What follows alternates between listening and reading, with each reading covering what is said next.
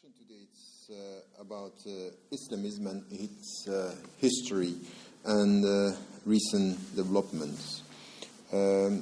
So let me start with 3 points as an introduction when it comes to a topic which is a sensitive one, because many people are talking about it and there is a great deal of confusion. We don't know exactly what we are talking about. Who are these people that we are calling Islamists? So it goes from the Muslim Brotherhood in Egypt to Daesh today, and we put all of them into the same box, in the same, referring to the same reality. And I think that by any standards, if you go with this in political sciences and you go with this confusion in terminology, you would fail any exam at the first year. That's because you can't work like this when it comes to political sciences. You need to qualify what you are talking about and understanding the dynamics and the diversity. Let me start first with the definition. So when we speak about Islamism, we speak about political Islam. So political Islam and Islamism are synonymous, even though you have some Islamists saying there is nothing like political Islam, because political Islam is a pleonasm, because in fact Islam is political per se. And you have on the other side people who are now spreading around the fact that Islam is a danger for our society, saying that in fact the true face of Islam is Islamism. So we need to come to a clear definition. Islam is not Islamism, and we have to ask ourselves from where comes this terminology. So some of the scholars that are working with this and were trying to get a sense were saying, in fact, it's external to the Muslims is the way we were understanding that Muslims were involved in politics. And some Muslims themselves were saying, and some Islamists themselves were saying, this is a Western categorization. In fact, it came from outside people trying to divide Muslims by saying some are political and some are non-political. In fact, it's wrong. The reality of Islamism, it's a word that is coming from Arabic, and in fact, at the beginning, if you look at the terminology, you have Muslimun in Arabic, which means Muslims, but we didn't have in our scriptural sources in the Quran or in the hadith, which is the prophetic traditions, what the Prophet said, did, or approved, we don't have anything which has to do with Islamiyun, except for one hadith, and in fact it was not referring to the reality of what we are talking about now. In French, in the French literature, in the 19th century, people were using Islamism as they were talking about Christianism. So, in fact, Islamism was Islam for some Orientalists. And this is why you find the first time in European languages Islamism, even in the work of Voltaire or Chateaubriand, or later in the 19th century, people understanding that as much as you are talking about Christianity in French is Christianism, so Islam in French would be Islamism. It's not the political understanding, it's just the religion. It's a question of translation. For them at that time, they were not talking about the Quran, they were talking about the Al-Quran. So Al-Quran. Al-Quran was the article plus the word, but they didn't know that Al was the article of Al-Quran, so they said put all together the Al-Quran. Okay, so that's for us to know that in the European languages, you have Islamism in the 19th century with another understanding, which was the translation of Islam in French. Now, when it comes to the meaning that we have now, it came, in fact, in the 50s. In the 50s, there was a very important theological and legal discussion among the political activists. In fact, what happened? In Egypt, the Muslim Brotherhood started in the 28th. And it was created, and then they were facing the British. So they were facing the British and asking the British, you have to leave the country. So they were Muslims versus non-Muslims. They were facing non-Muslims. So it was clear that they were all Muslims facing non-Muslims. What happened is that when the British left and Nasser came after 52, what happened is that Nasser, who is a Muslim, started to repress the Muslim Brotherhood in jail. And they were put in jail and tortured. Big question, is he still a Muslim? So some were saying, yes, we are all Muslimun, and he is, but we are Islamiyun, we have a socio-political project. So we are all Muslims, but we have a socio-political project, which is the definition of Islamiyun. This is an important one. Why? Because for the other group, they were no longer Muslims. We are Muslimun, and Nasser is a tyrant, a taghut. He is outside Islam. Meaning for them, his blood is licit, is halal. So the fact that we can kill the people who are outside Islam is a very old theological discussion who we can be at war with people who are leaving Islam, betraying Islam, or are not Muslims. You know, the very old theories that we have among Muslims that Muslims should not fight one another, but they can fight non-Muslims. So the question in the 50s, and it was almost between the 53, 54, 55, this big question is, how do we deal with Nasser?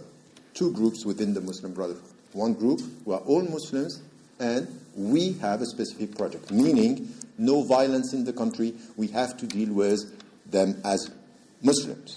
Other groups say no, they are outside Islam. The first group is inclusive. The second one was known as the tradition of a takfir. Takfir meaning we are Muslims and they are no longer Muslim, putting people outside. So in fact, the word Islamiyun is a word that is coming from within the Muslim political activities and not coming from the West.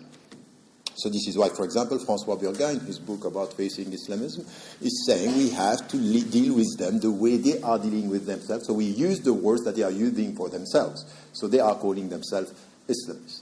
So this was in the 50s, 60s, 70s. Now you will see that many Islamists are no longer calling themselves Islamists, and we don't even know if the nature of Islamists is still in their project. One example is Erdogan. Erdogan is saying, I'm not an Islamist, I am a Muslim conservative, or a Muslim Democrat. So, for example, Adwa Ihsan in Morocco, they are saying, we are not Islamists, we are Sufi political activists.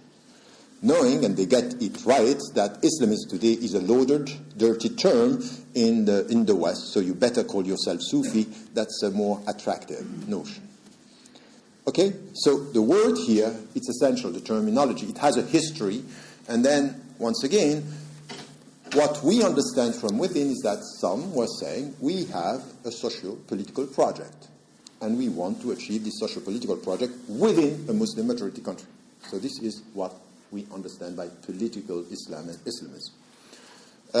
Understanding that for some Islamists, this distinction is not accurate, is just for the sake of understanding. Yusuf al-Qaradawi, in one of his last media program, was saying, I'm using political Islam, Islam is siyasi, just for the sake of clarity, but in fact it doesn't exist. Islam is political by essence. Okay, you get that? That's very important to understand how the people are talking from within. So now, having said that, this is one. Second point, I'm still in the introduction. It's a long introduction, and it's part of my development. The second point is, it has a history. So the fact that we are dealing with Islamism very often today when it comes to this discussion, and it's very strange that you have people very, very, knowledgeable about political sciences. When it comes to Islamism, they are losing all the political parameters to deal with a political movement. A political movement means that you have to deal with history, what happened in the 19th century, the beginning of the 20th century, at the end of the 20th century. There are evolutions, so you have to deal with it. Now you can say that the people, when they are evolving when it comes to their ideology, let's take what happened with communism and what was happened with Trotskyists, for example, or socialists, for example. People are moving. Are they moving to the point that you are saying it's just pragmatism, or they are changing strategies, or are they changing the understanding of the political involvement? This has to be checked. You cannot just say, oh, these people are playing with words, they have a hidden agenda. No, they are, and you will see that many of the Islamist groups are very pragmatic. Very pragmatic. They know how to change their views or their strategies depending on the political environment. This is politics. So when we deal with politics, just let us deal with the parameters that we have to deal with when it comes to ideologies, political strategies, and history. So within history, you will see that many of the views of the people have changed, or some of them have been reconsidered. It's for you now to study this and to take a stand. Is this a political strategy? Is this sincere? Is this just playing with words? For example, when the people are saying, we are no longer Islamists, but we are Sufi. Is this a sincere take? While if you are serious about it, you might still think that they are Islamists, but no one can deny the fact that the relationship between all the members of Al-Adl al-Ihsan and Sheikh Yassin was very much something which has to do with a Sufi deal with initiation and spiritual involvement. So this is something that is important. The second thing which has to do with history is the diversity. We don't only have in history one political Islam or one trend within Islamism. There are as many trends in Islamism that you have, for example, ways of understanding how you are Muslims. And this is something which is very important. So this is why the starting point of our study should be history has to do with changes, and history and politics has to do with the diversity within. So Islamism is not one essentialist block that you take and you put all the people in the same box and you demonize or you celebrate. Now, the third point, which is important, like it or not, and as you know, because this was not said in the introduction, but everybody knows that I'm the grandson of Hassan al-Banna, the founder of the Muslim Brotherhood, one of the first Islamist group. So that's very important for you to know. I have a book coming, which is The Roots of Political Islam. It's going to be published soon. And in the introduction, you have to say from where you speak, being the grandson of. At the same time, if you read what I have been writing over the last 20 years, I'm very critical from the one of political Islam and very critical of what it is now, and saying, this is what I think, that you have to go beyond the framework of what political Islam was. You can understand why it happened in a very specific period of time, but when now things are moving, we have to be critical and to try to understand what is happening. Now, having said that, and in the last book that I wrote in the region, just after what we called the Arab Spring, I never bought the fact that it was spring. I said, I'm cautiously optimistic. I was unfortunately right in what I said about the whole thing. I said, I don't think it's only political. I think that if we look at what is happening in the Middle East, if we think it's only political, we are completely misled. There is a great deal of geostrategy and economic interest in the region. And some of the players were completely out of the picture. China, India, Russia, and now we have them back and we see how things are moving. Anyway, that's not the discussion. But the point is that even with all these criticisms, there is something which is very important for us. They are actors in the political landscape in the Middle East, in Asia, and in Africa. We cannot just deny the fact that they are here. They are here. Now, the point is that we have to, even though we are critical, and we are critical of the project, of the ideology, you can't just accept what the dictators are saying about them. You better deal with us than with them, and we accept torture, silence, and repression in the country, which is happening now. For example, you might be against the Muslim Brotherhood in Egypt, but when you see what Sisi is doing now with the opposition and saying they are all terrorists and he's putting everybody in jail, and even the evolution of some countries in Yemen or in Libya or in Syria today, I think it's very important to be quite clear on principles. You might disagree with the opposition, but you cannot accept the dictatorship's logic to put everybody in jail and to torture people. So that's also something which is important. This is the starting point of the discussion. They are part of the political landscape, like it or not. You have to deal with this reality. Now it has to be done with some clear principles. Having said that, now let me come to the history. And very often, when the people are talking about political Islam, the starting point is the 20s with Hassan al-Banna creating the Muslim Brotherhood in 28, and then it was the first mass movement relying on Islam and trying to change the society in Egypt. In fact, it would be wrong, and sometimes even the Muslim Brotherhood themselves are saying everything started with Hassan al-Banna. He was the first, and he was promoting the idea. In fact, it's not really true. When it comes to the precursors and how things came about, it's very important to rely and to come back to two thinkers in the 19th century. Jamal al-Din al-Afghani and Muhammad Abdu. Jamal al-Din al-Afghani and Muhammad Abdu are in fact part of what was called in the second half of the 19th century Nahda, the Renaissance. And the Renaissance was mainly Arabs, Christian and Muslims, saying, now we are backward, and when we look at the West, there is science, progress, involvement, citizen democratization in the West. It has to do with science and progress. And on the other side, the people who are leading now are the Turks. They are not the Arabs. So they were between the Turkish leadership and the Western imperialism, and trying to say we need to do something about our culture. Another Renaissance was mainly about this, and it was not only Muslim, it was Pan-Arabism. It has to do with Arabs. And by the way, as you know, Lawrence of Arabi was, in fact, the British were playing this game between the Arabs and the Turks. That's something which came later. But the point was in the Nahda that you have two trends. You have Pan-Arabism, and you have within a trend which was known, and this is something which is very important because it's a term now that it's very loaded in our terminology. It's what we called at that time Salafiyya. That Salafism of today is Salafiyya was coming back to the origin of Islam to find again the original spirit, the original faithfulness to the message. It was coming back to the source in order to go beyond the failures or the hindrances and obstacles of our time.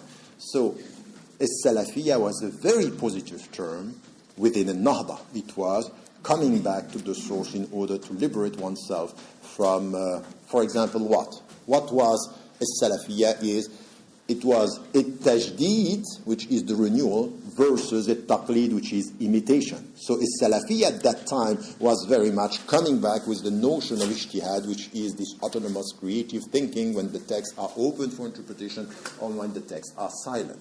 So this was in the 19th century. Al-Afghani came, and in the first speech that he gave in 1870 in Istanbul, his thought was, we have to get rid of the British colonization. And there is one thing which is important. The only way we are going to succeed is by relying on the common factor of all the colonized countries, and this is Islam, what we called afterward Pan-Islamism.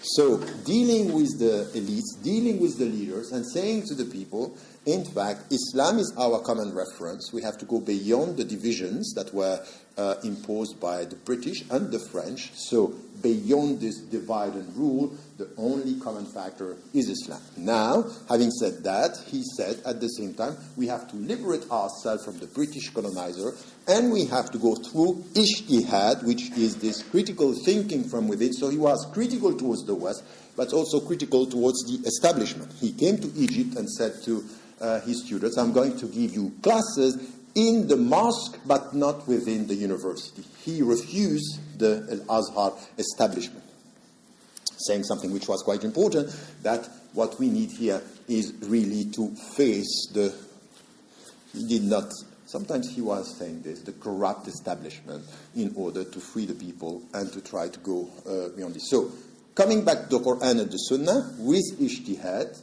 in order to liberate the country. So all the three things here are very important. By the way, the father of Hassan al-Banna was in touch with all the Al-Afghani school to the point that he called his son Jamal al-Banna, who you heard maybe about him because he was criticizing the Muslim Brotherhood and he came with very progressive views, rejected by many. But his name, Jamal, in fact, is he got the name after Jamal al-Din al-Afghani from his father.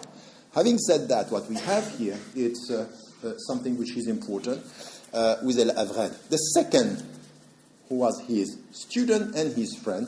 By the way, lots of things are said about Al-Afghani. I don't have time to come to this, and some are disputable. Muhammad Abdu, who was his student, was with Al-Afghani, and he was supporting him. He was supporting the Urabi's revolution in Egypt at the end of the 19th century, and he was involved in the same aspect. Saying what?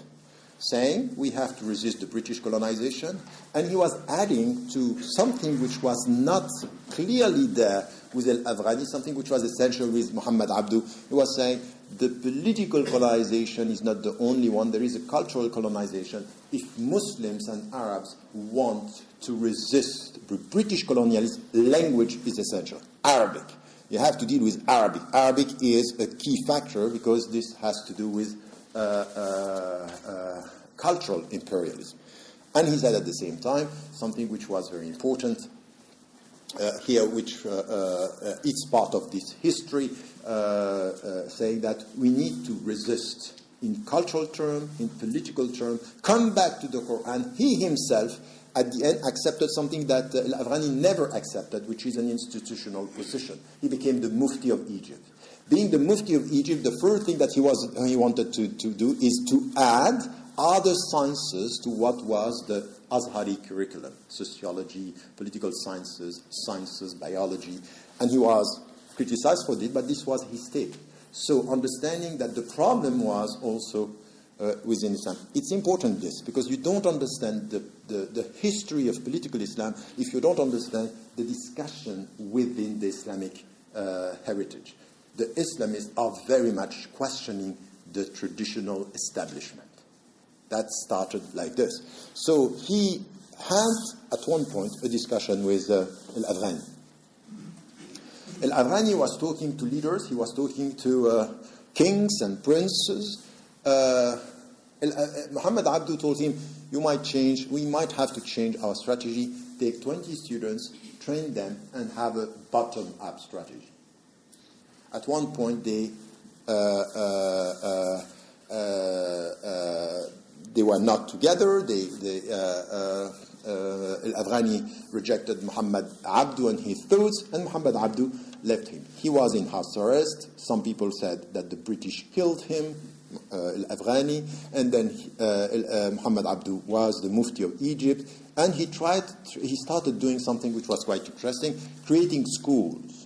At the end of his life, he has many schools in Egypt, within which we have 728, according to Muhammad Imara, who did all his work on Muhammad Abdu, saying it was a failure as to the number, but he has a strategy. And here it's important that you have two thinkers saying what? Come back to the Quran and the Sunnah. Islam is the unifying factor resisting colonialism. Political and cultural. We have to come back. We need to be critical with the Islamic legacy, with the establishment, by saying ijtihad is a key factor. We need to go beyond the taqlidi, literalist tradition. This is the second. Third, to do what? To liberate ourselves from the foreign presence and colonizers, with two strategies. One was saying we go top down, the other is saying bottom up. So if you look at this, you have three of the main features of what political Islam is all about. You have, first, political Islam as it was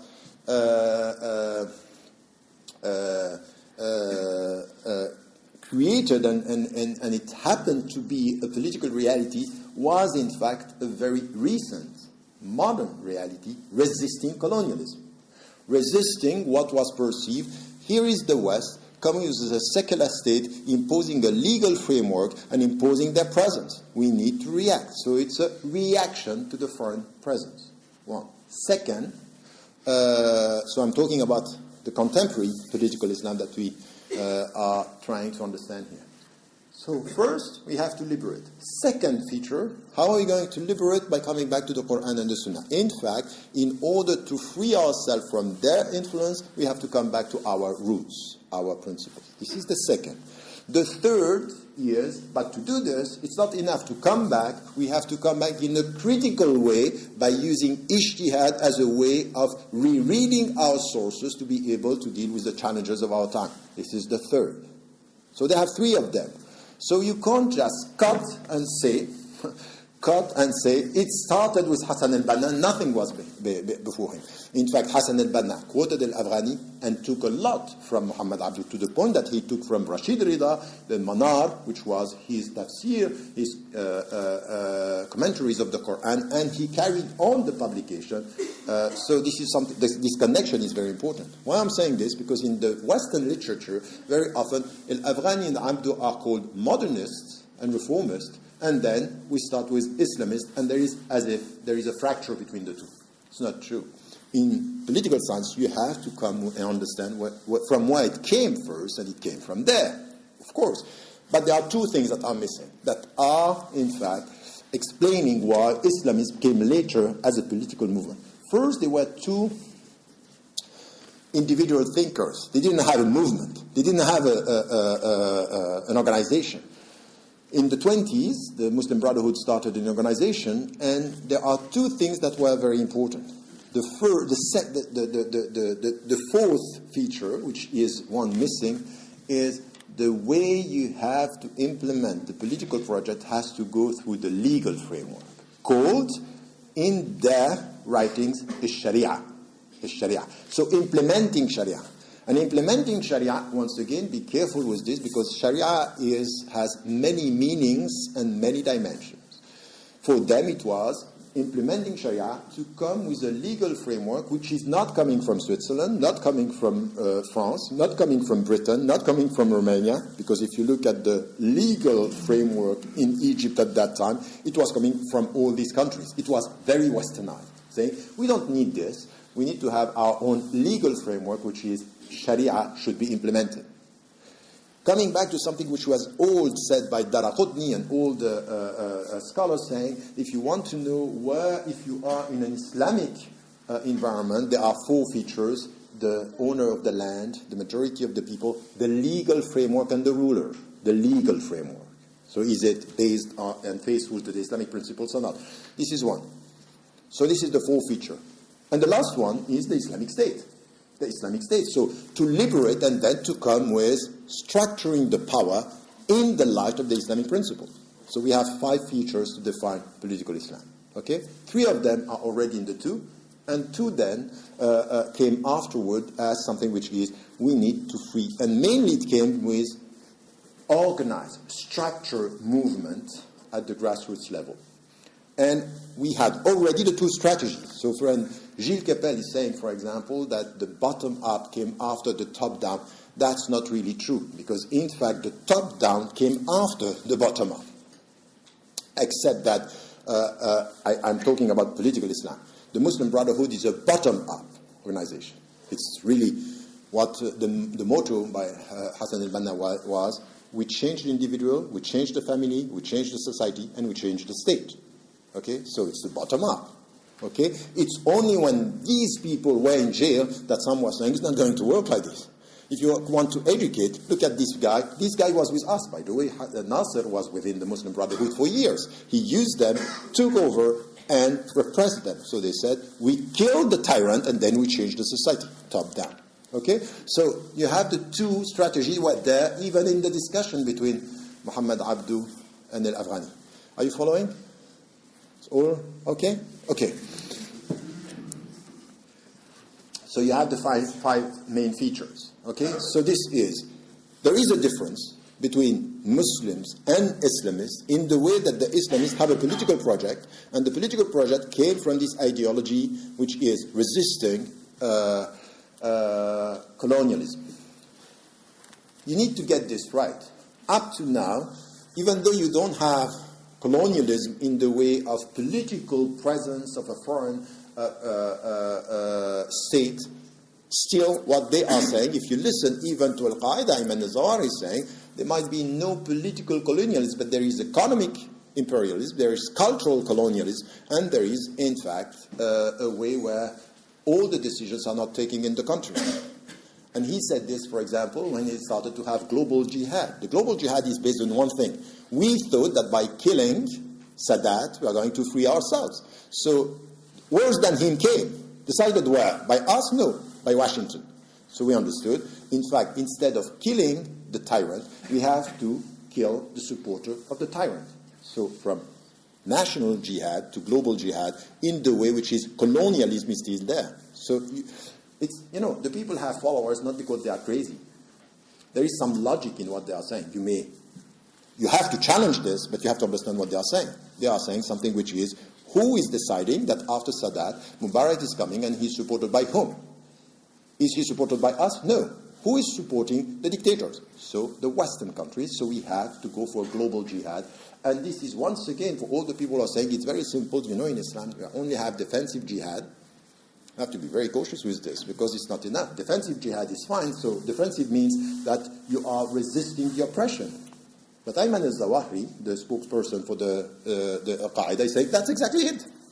It's defensive. We are oppressed, so we are resisting. So if you go on this, you have to go much more sophisticated in your argument just to say there is a difference between attacking and defending. That's one point. Having said this, we have the 5 features here, and straight away, starting in the 20s, you have the Muslim Brotherhood starting the political ideology by having something which is a bottom-up, as I said, the individuals, the families, and then the societies.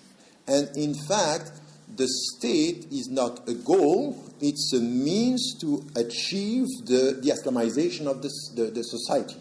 So it's not a goal per se, it's a means to something which is bigger than this, which is, in fact, within the society, coming back to Islam and going beyond. So he's also connecting what is happening in Egypt with what Al-Afghani had as a vision. It should be transnational. We start in Egypt, but we have to be connected. So connected to what? Connected to Sudan, connected to Libya, connected to Syria. He took El-Jihad, one of the names of his newspapers, from Algeria, that they were connected. They were connected to Pakistan. They were connected even with Turkey. So there are links, for example, between Muhammad Iqbal and the Muslim Brotherhood, and even the Nurju movement with Said al-Nursi in Turkey. These were all connected. There are many things that were not published, but we know that these connections were there. So it's an international movement with a center, but with an ideology saying the only way to resist colonial powers is to go beyond the divisions imposed onto us.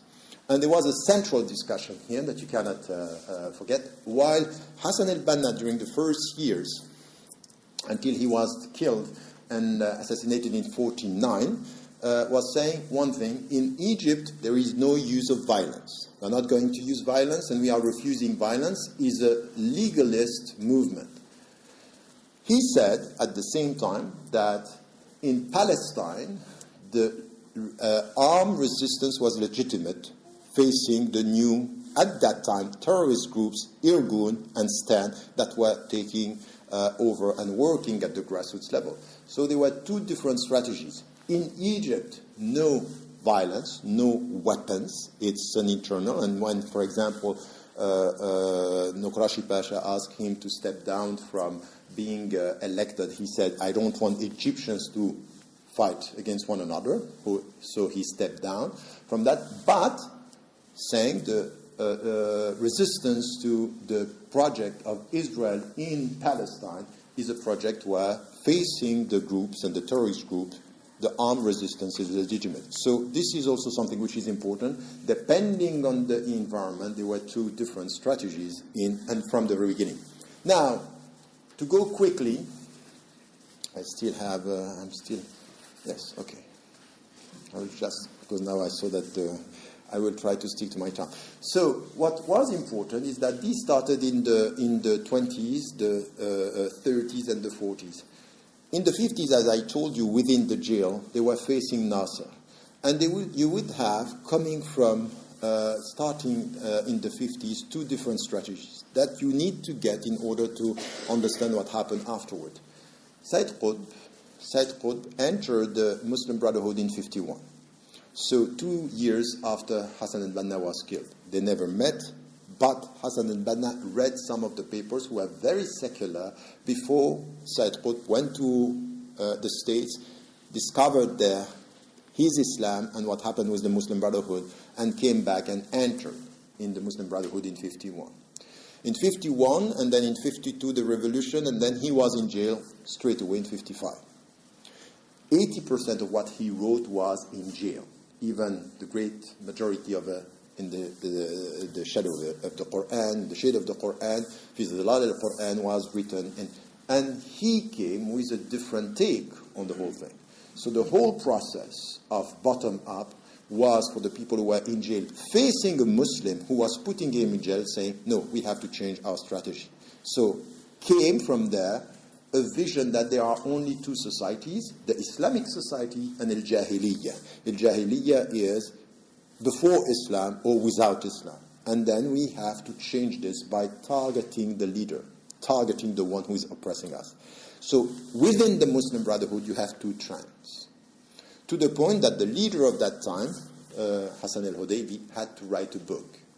And he wrote a book responding to the people following Qutb and trying to come back to the legacy of Hassan al-Banna by saying, du'at la quda. We are preachers, we are not judges. So we cannot judge our fellow Muslims by saying you are no longer a Muslim. So he was taking a position between the two trends.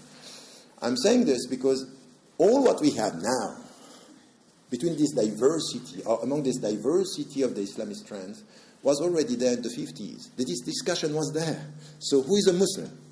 Who is deciding who is a Muslim? What is the strategy? Top down, bottom up. How are we going to deal with people who are betraying or perceived as betraying Islam? Can we kill? Can we use violence? Two trends. Some saying, no way, you can't use violence. You cannot use violence within the society. Others saying, but these people are no longer Muslims if in fact they support a dictator.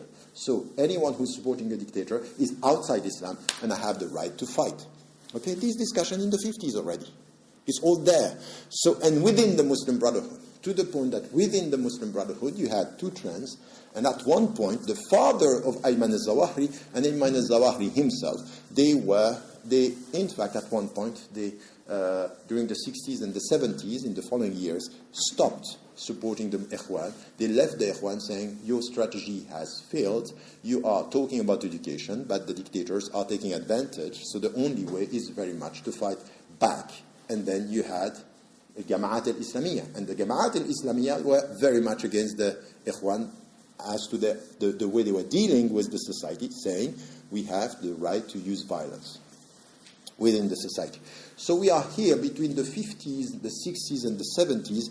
You have now a vision, 5 principles, and now strategies and means and political involvement, which is going to be different depending on the different trends here. And within the Muslim Brotherhood, it's important to get this, because anyone who's telling you, oh, the Muslim Brotherhood, they only have one vision. Yes, there is a mainstream vision, but within you had different ways of dealing with it. By the way, you cannot get what happened after the so-called Arab Spring, after the 25th of January in Egypt. You don't get that within the Muslim Brotherhood, you had at least 5 different trends. From the youth, who were saying, we have to be involved in this, you have to take to the street. They were pushing the leadership. The day before the 25th, the leadership was saying, no, we are not going to be involved in this. So it's the young people who were pushing the leaders to go, because they had to be involved in the... And then, as you know, within the leadership, there were also disagreement about, do we have to have a presidential candidate or not? So inside, you have lots of discussion. Now, what it's important for me is that it started in the 50s, and now when you deal with political Islam, you have to deal with the diversity. How many trends do you have when it comes to political Islam? We have one trend, which is the starting point, the origin. People saying, in fact, we are going to go through the process, we stick to the law, and we try to be elected. These are legalists. They are legalists. So they are using and abiding by the law of the country. Reformists in the way they are using ijtihad, but legalists in the way they are saying, we want to be elected. You can be with or against. At one point, you have to listen to what they are saying in their strategy. So all the people who are saying now, and once again, with all the criticism that I have about the strategy and the organization, you cannot deny the fact that for years and decades, the Muslim Brotherhood, the mainstream trend, never used violence. They were involved in elections, and they were trying to face the election. They were oppressed, and they were trying to use the election. And then some were saying, but they are not sincere. They want to use the election to win, and then they will change the society. And by the way, there was one group who did this.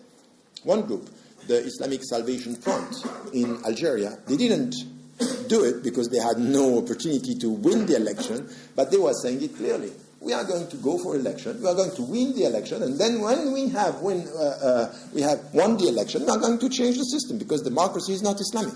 This is what Ali Belhaj was saying in the end of the 80s. But the point is that you have a legalist trend among the Islamists. Legalist meaning they are not using violence.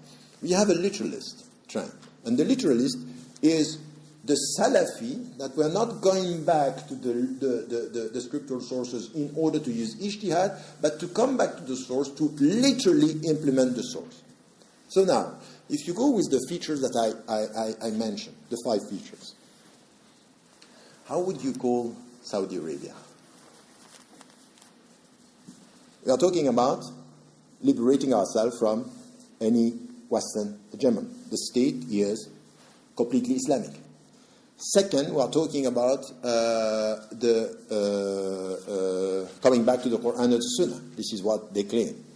The third is about the legal framework. Anything about punishment is Islamic in Saudi Arabia.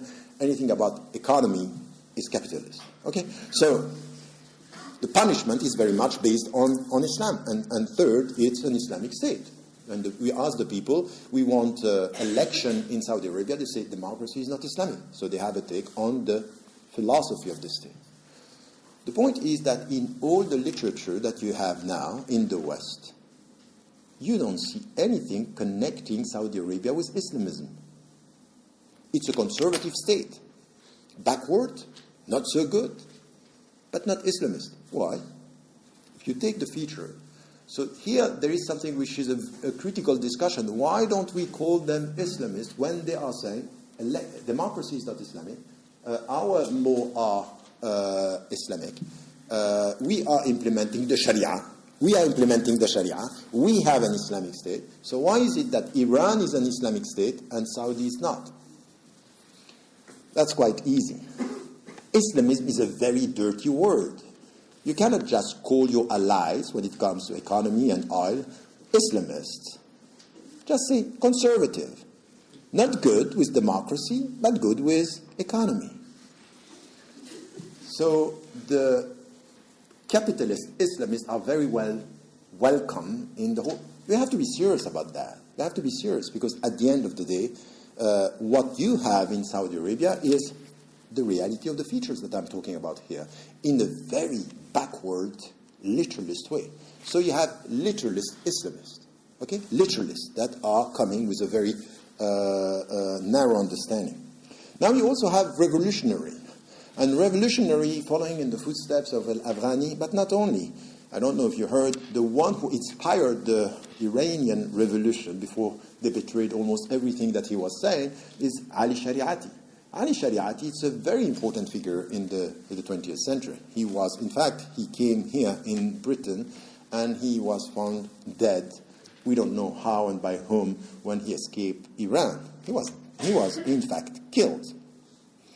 And he came with, it's called the Red Islamism and the Red political trend.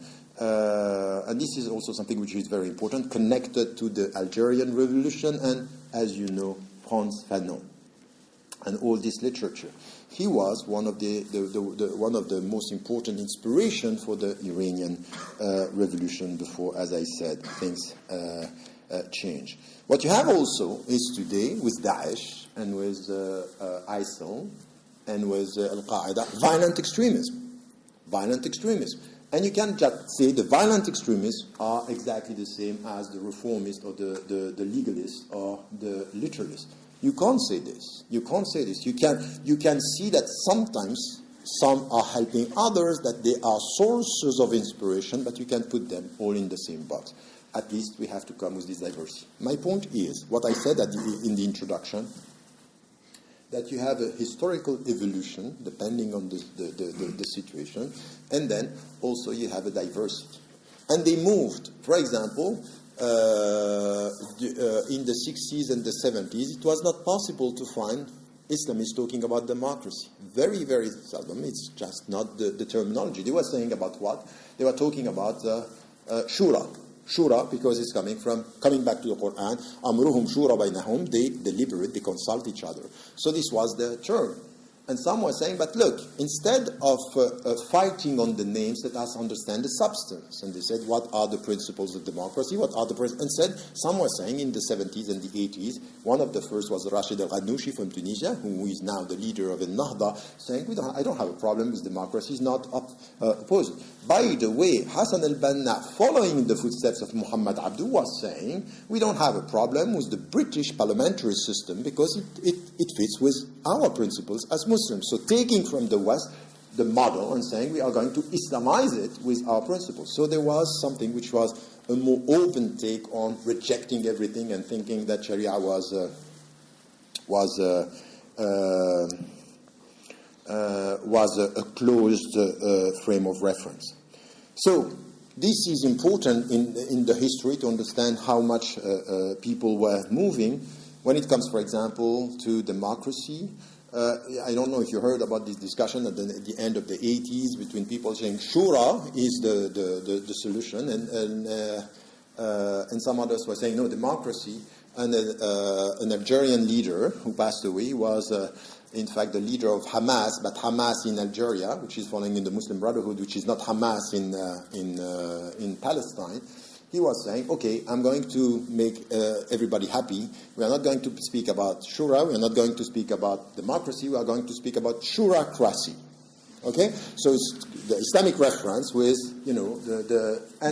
but he's not playing with words. He's talking to a frame of reference. François Burga in his work and John Esposito in their work, they are saying you can't deal with the people within the universe of reference if you don't understand their terminology. Why they are using this? Why do they don't want to use democracy? Why they have a problem with secularism? Because secularism in the Muslim majority countries, it has nothing to do with the secularism that we know here.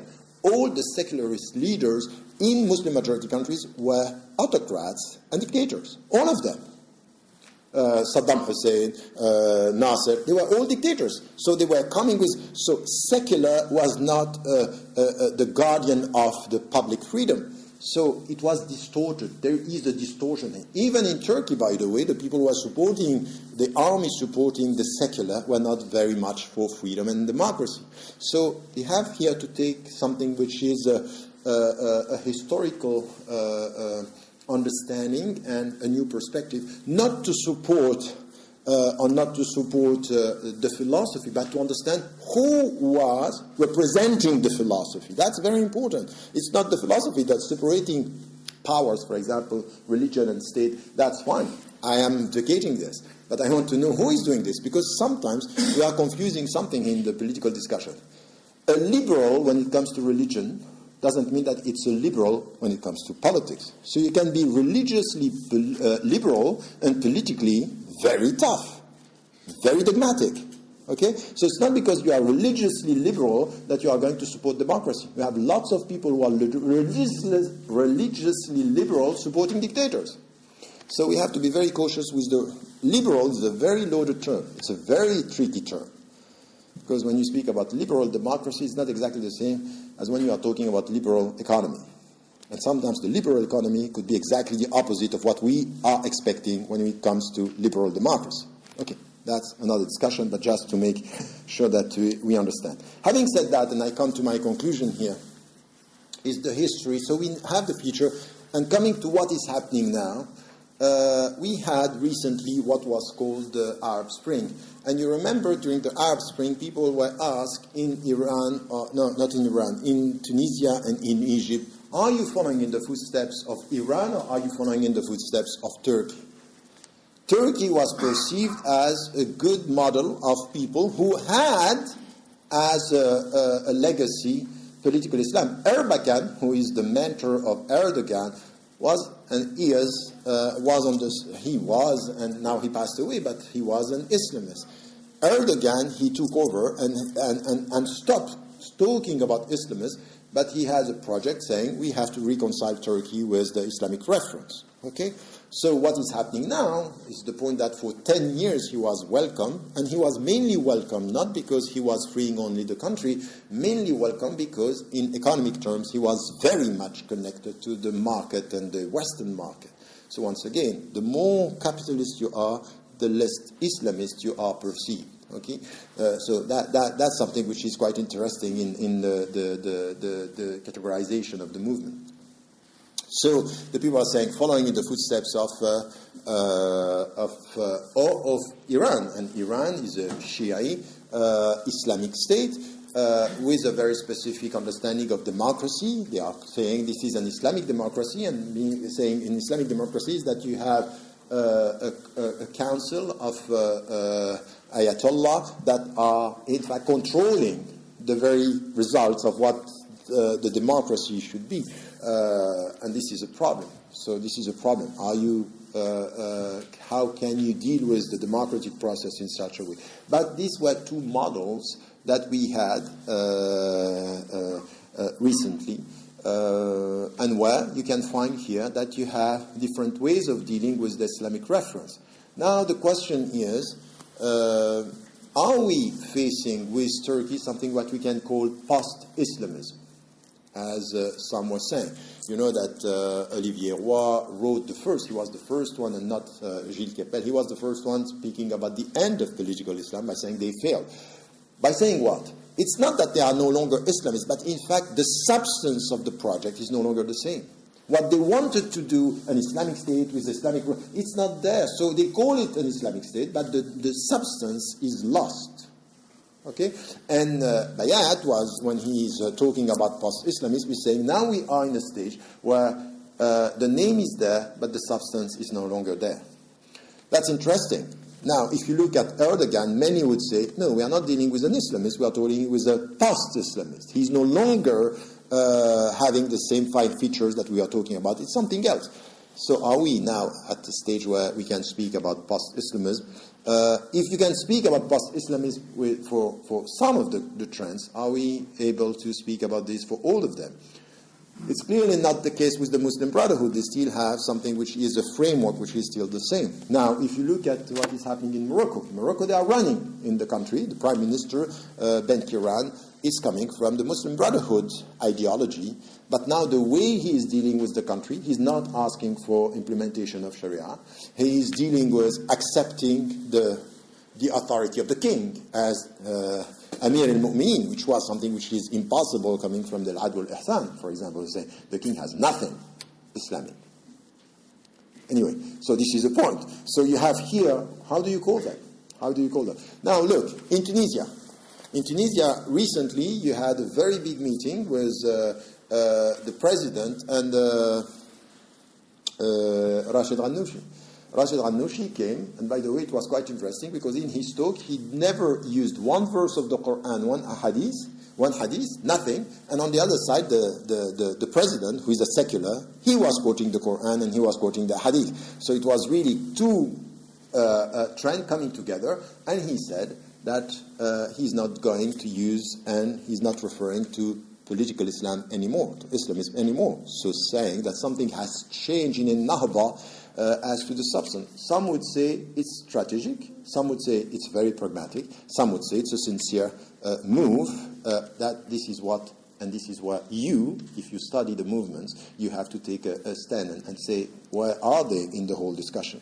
But this is what we have now. In Egypt, the situation is a very bad situation, and what you should get is that, yes, the leadership is in jail, and once again, what whatever is your take on this, on what is happening in Egypt, it's a coup that happened, and the people are oppressed.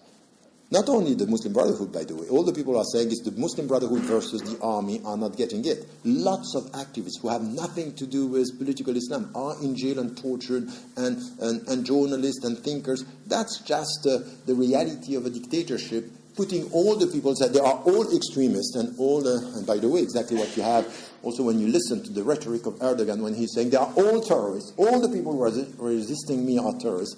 That, I think, is once again a very dangerous analysis or temptation when it comes to this. But what is happening in Egypt is that now what you see is that within the movement, you have at least three different movements. Some, they want to come back to the origin, and others, the young generation of Muslim brothers, are saying, that's not going to work like that. We have to change our way of dealing, and we have to be connected and to link with secular movements. The problem today in Muslim-majority countries is not very much only the reality of political Islam, it's this polarization between secularists and Islamists with which the dictators are very much playing by putting one against the other and keeping the power. Now, the last point that I wanted to make my conclusion is that it's complex, and I hope that if you listen to what I was saying, you didn't get everything and say, wow, it's much more complex than I thought. I won. This is exactly what I wanted you to feel, that it's a very complex issue. You can't just simplify. And once again, the critical take on this, for example, for me, when Morsi, in fact, when he was the president of the party, was invited by students in Oxford, and they asked me to chair a discussion with him. I'm talking about this in the book, The Arab Awakening. The Arab Awakening, I was saying that I was very critical towards both, by the way, the secularist and the Islamist, by saying, in fact, you don't come with a political vision. We don't have a program. We don't have a vision. You just legitimizing yourself by saying, I'm against the Islamists, or legitimizing yourself by saying, I'm against the secularists. But at the point, what is the project? The political project, the social project, the economic project, the cultural project that you have. What is it? And we see that it's very superficial. It's very problematic. For example, in economic terms, what is the added value or the vision that the Islamists are proposing today about resisting, for example, the neoliberal system and what is happening for the global south? Not very much. Not very much. Obsessed with the relationship with the state. By the way, 2 weeks before being removed, Morsi was certain and he thought that the Americans were going to support him. 60 years in opposition with a very superficial, simplistic take on the American policy in the region, thinking that they are going to support the Muslim Brotherhood. That's just crazy. Anyway, so that's the point here, that we have to take into account the reality and the diversity of movements, and as I was saying, the historical evolution and the diversity. We need to qualify the people. When you speak about Islamists, it's very important. Who are you talking about? Violent extremists, legalists, and it's important to qualify in order not to legitimate policies that are killing all the people and repressing all the people. At one point, you can't do that. You can just put them. And you know who did that first? Who did that first? The starting point of this generalization was also coming from somebody like Netanyahu. Netanyahu was saying, in fact, Hamas is against us. These people, they are all the same. It's exactly the same family. This is the same family. So he was saying, our way to deal with Hamas should be your way to deal with all the Islamists. In fact, they are all terrorists. That's not the reality on the ground. That's not the reality in Muslim-majority countries. So we have to qualify the trends. And we also have to understand that, willing it or not, for now and for the future, you have to deal with the reality of political Islam. And you have to listen to what they have to say by being critical, by trying to understand in which way some can move, because some can move. You know, when you listen to some, when the way they are talking, for example, about separating the authority of the state and the authority of religion, some are moving on this. And it's important to understand that people are changing, not out of calculation and sometimes out of better understanding. That happened with the communist reality, with the Trotskyists. And I'm very often smiling because somebody like Keppel, who was a Trotskyist, and he moved to the point that now he is supporting Sarkozy, You see the trajectory. I say, you change a lot in political, and you don't let your object of study change. When they change, they are hypocrites, and when you change, you are sincere. So the starting point is there. Okay, thank you. That's it for today.